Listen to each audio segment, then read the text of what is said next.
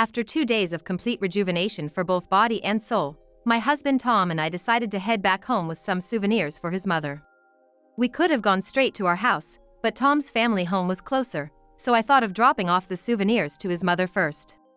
I had already informed Tom about heading to his childhood home, but when we arrived, there was no one around. Even though it was getting dark, not a single light was on, and everything was quiet. Something seems off. Yeah, I wonder what's happened. Watch your step. With my daughter Kelly, we tread carefully through the snow, making sure not to slip on the ice, and opened the sliding door to Tom's family home. There was a sense that people had been there just before, but it was dark inside. And things were scattered about as if someone had hurriedly left. Mom, this is kind of scary. Do you want to wait outside? However, Kelly shook her head, so we cautiously entered the house. Hello, it's Tabitha. I called out loudly, but there was no response. We continued carefully toward the back, where Tom's mother would likely be sleeping. The room was chillingly cold, as if it wasn't even indoors. In the back, Tom's mother was wrapped in a blanket with a pale face. This can't be happening. I rushed to her side to speak to her, but her body was ice cold. My name is Tabitha. I'm just an ordinary housewife who works part-time while raising a child. My husband Tom is a corporate employee, working late every night. Our daughter Kelly is a high school student, very responsible and helpful. She takes care of her own lunch to ease my burden, always looking out for me. Tom's mother, a woman in her 70s named Dorothy, lives in the nearby family home. Though she resides there, she has been bedridden for several years following an illness, and I have been caring for her for the last 5 years. Honestly, it's challenging to juggle part-time work, visiting Tom's family home, and caring for her. Ideally, this should be Tom's responsibility. Tom was busy with work and had a decent income, so I didn't complain. Besides, Tom's mom had taken a liking to me from the start of our marriage and had always treated me well. When Kelly was born and I was clueless about what to do, she actively supported me and even played with Kelly.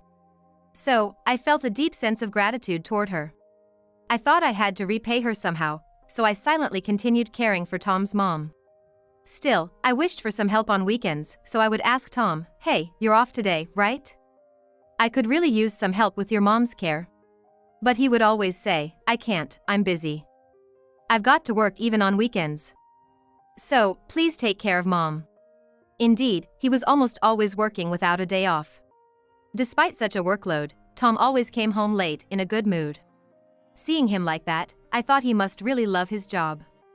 I didn't know the specifics of his work, but once, a woman named Jessica called from his company. And after hearing this, Tom rushed back to work even though he had just come home. Since he worked so hard and contributed to our finances without complaint, I couldn't bring myself to ask him to please take care of her. So, without grumbling in front of my family, I continued to go to Tom's family home and provide dedicated care while also managing household chores. Really, I'm so sorry. If I weren't like this, I wouldn't be causing you so much trouble. Tom's mom would say with a look of apology every time she saw me. It's okay. We're family, aren't we? Please don't hesitate to tell me if it's too hard for you. It's nothing like that. Thank you. There was no lie in my words, and it seemed she truly meant what she said. To save me any extra effort, she would try to shift her position by herself to make caregiving easier. While I was providing care, the door opened, and Kelly came in. "Mom, let me take over from here." "You rest," she insisted, offering to help with the care. "Hey, what are you talking about? Don't you have your exams to study for? But you were feeling dizzy the other day, right? It's better if you rest a bit." No matter what I said, Kelly wouldn't listen. Pushing me aside, she started to take care of her grandmother. "My goodness, Kelly, too. I'm really sorry to cause you trouble." She seemed even more apologetic now. "You don't have to thank me. I'd rather hear more about the old days." When Kelly was little, Tom's mom had looked after her a lot since we were both very busy. That's why Kelly still adores her grandmother so much. In between her study sessions for the exams, she's been actively helping with the caregiving. As a parent, I should be telling her to focus on her studies, but as Kelly mentioned, I've been feeling worn out these past few days. I decided to gratefully accept her offer, saying, "All right, I'll take your advice and rest a bit. Let me know if you need anything." Well then, Grandma, Kelly will be helping you out. Got it. I'll call if something comes up. Sorry, dear. Thank you, Kelly. I went to the Japanese-style room, laid out a futon, and lay down. I could feel myself quickly being enveloped by the comfort of the sofa. I'll rest for just 20, maybe 30 minutes. Then I'll switch with Kelly. With that thought, I drifted off to sleep. Instead of just 30 minutes, I ended up sleeping for nearly an hour. This is my life right now. My body is exhausted, but I don't consider myself unhappy. Though Tom doesn't help much, he works hard, Kelly is dutiful, and Grandma is a wonderful person. I had no intention of complaining. I didn't think this lifestyle would last forever. We could all feel that Grandma's time was limited. So I wanted to focus on caregiving to avoid any regrets. Then, one day, Tom came home and said, "Hey, I got this from work," handing me a travel voucher. "Oh, what's this? Did you do something nice?" I got it from my boss. It's probably his way of telling me to take a break, even though he knows I'm always busy. But that's great, let's go. Yay, let's go somewhere nice. Kelly exclaimed upon hearing the conversation. When I suggested it, Tom sadly shook his head. "I can't go. But it's a shame to waste it, so you and Kelly go. You should take a break too." I was surprised to hear him say such kind words, as he had never done so before. Of course, I wanted to go on the trip, but I had concerns. "That's kind of you, but what about Grandma's care?" "I'll take care of that. I should be the one looking after Mom anyway." Kelly and I exchanged glances unexpectedly. I was happy that Tom had offered to help, but I was unsure if it was a good idea to leave him in charge of caregiving since he wasn't used to it. Kelly seemed to feel the same way and asked worriedly, "Hey, is Dad really okay with this? He hasn't done much caregiving before." Tom seemed a bit offended and retorted, "Don't underestimate me. I can handle it. Hey, maybe we should just cancel the trip. It would be tough if something happened." You guys are being too noisy. Suddenly, Tom started to get angry. What's the problem? I'm trying to be nice here, and you don't trust me? You think I'm unreliable? What do you say? I'm sorry, I didn't mean it like that. We didn't mean any harm. Seeing us frightened, Tom smiled with satisfaction. "That's right. You don't need to worry. It's just 1 night and 2 days. I'm not asking you to travel around the world." With that said, we couldn't respond. "Well, then. Since it's a rare opportunity, should we go?" I was somewhat uneasy about Tom's insistence on us going on the trip. But not wanting to upset him further, we decided to go. The destination was a tourist spot not too far from here, and we managed to stay at a decent inn. I was worried about Tom's mom, but Tom was no child, he should manage. If something happened, he would contact us, and there were ways to return quickly. Moreover, a cold wave had brought heavy snow, turning the surroundings into a beautiful snowy landscape. Kelly seemed to enjoy it but, being the serious girl she is, brought her study materials to the room. We strolled through the quaint snow-covered countryside town, enjoyed the pleasant hot springs, and savored delicious meals. After 2 days, we were fully refreshed and bought souvenirs for Tom and his mother before heading home. We could have gone straight to our house, but since Tom's family home was closer, I decided to deliver the souvenirs to his mother first. I had informed Tom in advance that we were heading to his family home, but upon arrival, there was no sign of anyone around. It was getting dark, and not a single light was on, making everything eerily quiet. Something seems off. Indeed. I wonder what happened. Be careful where you step. We tread carefully through the snow, making sure not to slip on the ice, and opened the sliding door to the family home. Inside, there was a sense that people had been there just before, but it was dark, and items were scattered all over the floor. It looked as if someone had hurriedly left the place. "Mom, this is kind of scary," Kelly said. "Do you want to wait outside?" However, Kelly shook her head, so we cautiously entered the house. Hello, it's Tabitha. I called out loudly, but no response came. We continued carefully toward the back and opened the room where Tom's mom was likely sleeping. It was chillingly cold inside, as if it wasn't even indoors. Looking further in, we saw Tom's mom wrapped in a blanket with a pale face. This can't be happening. Mom. I rushed to her side to speak to her, but her body was ice cold. Yet, there was a faint breath, and she groaned in response to my call. Kelly! Call an ambulance! I shouted to Kelly, who stood frozen at the door. Looking around the room, I noticed that the window was inexplicably open. No wonder it was so cold. I hurriedly closed the window, turned on the heat, and wrapped my clothing around Tom's mom. Mom, she'll be okay. Help is on the way. Just then, I faintly heard the sound of sirens. What? They're already here? Can't be. But as the siren sounds grew louder, they stopped right in front of the family home. Emergency responders rushed in through the entrance. Mrs. Johnson, Dorothy Johnson, are you okay? Hearing that, I breathed a sigh of relief. Oh, thank goodness. She's here. Please come quick. Hearing my voice, the responders came to the room immediately and began administering care to Tom's mom. Oh, this is hypothermia. We need to transport her immediately. And you are? I'm Tabitha Johnson, her daughter-in-law. And who is this? This is my daughter, Kelly. I see. So, will your daughter accompany you? Is that all right? The paramedic seemed to be looking at me with a hint of suspicion. I suddenly had a bad feeling. That's fine, but why? I'll explain that in a moment. A man in a suit entered the room and showed me a police badge. Police? What's this about? We'll be transporting her now, so we'll leave the rest to you. Mom! Kelly looked at me with a face about to cry. I was confused but tried to stay strong. It's okay, Kelly. I'm fine. You should stay with your grandmother. Kelly nodded and then boarded the ambulance, heading to the hospital. So, Mrs. Johnson, could you please come with us to the station? Hearing to the station, my heart skipped a beat. I never imagined I'd hear such a line outside of a drama. Especially when I hadn't done anything wrong. Wait a minute. Why is this happening? Your husband, Tom, made a report. He said his wife was trying to harm his mother. When we arrived, we found this situation. Hearing his explanation, I felt the ground sway beneath me. If anything happened to my mother-in-law, could I be considered a suspect? That's not true. It's a misunderstanding. Please investigate properly. I pleaded desperately, but he responded wearily, that's why we want you to come to the station. Without any ability to resist, I was placed in a police car. After living honestly for over 40 years, such an unforeseen event was unfolding.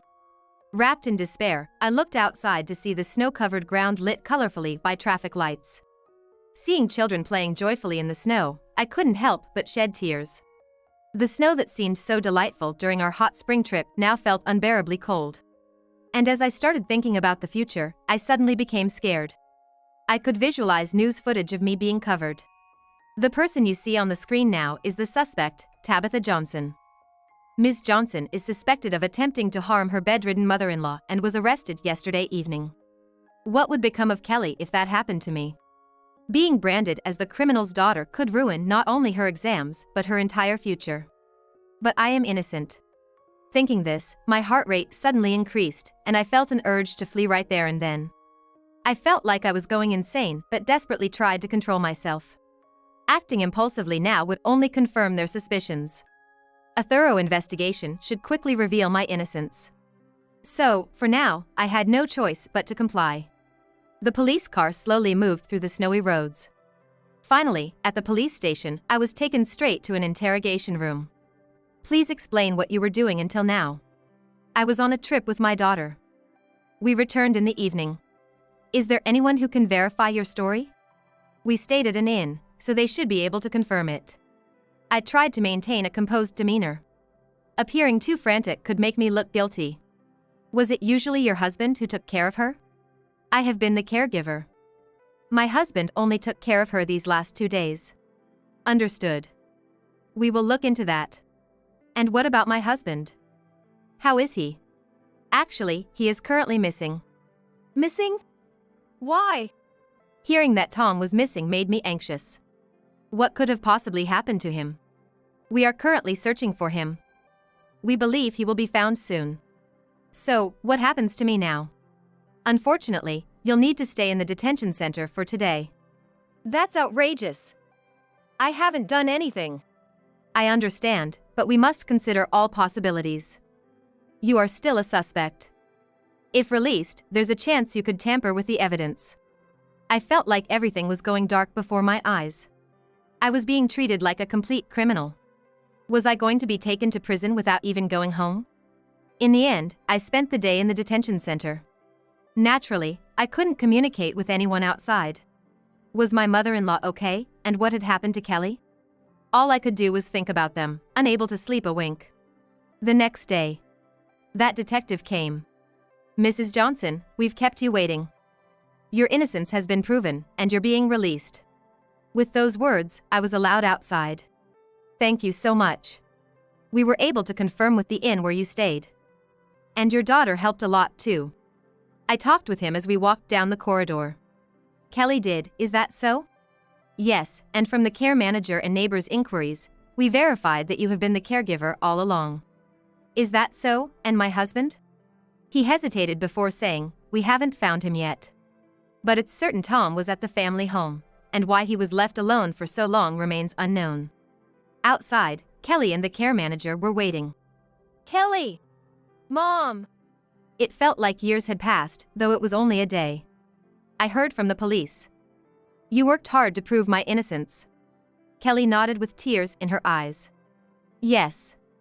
It was tough. But it's okay now. Grandma has also pulled through, though she can't be discharged for a while." Hearing that, I felt a deep sense of relief. As long as my mother-in-law was safe, that's all that mattered. We decided to go home for the time being. We got a ride home in the care manager's car and finally arrived. It seemed like Kelly had already brought the luggage from the family home. After saying goodbye to the care manager and organizing the luggage, I suddenly felt a wave of exhaustion. Really, what is he up to? It makes no sense why we went to the hot springs in the first place. I'm exhausted too. Let's take a rest. We both lay down, trying to sleep. It was just past 1 p.m. Having not slept at all the previous day, I quickly felt drowsy. Then, the doorbell rang. I jumped up and checked the monitor, only to see that detective standing there.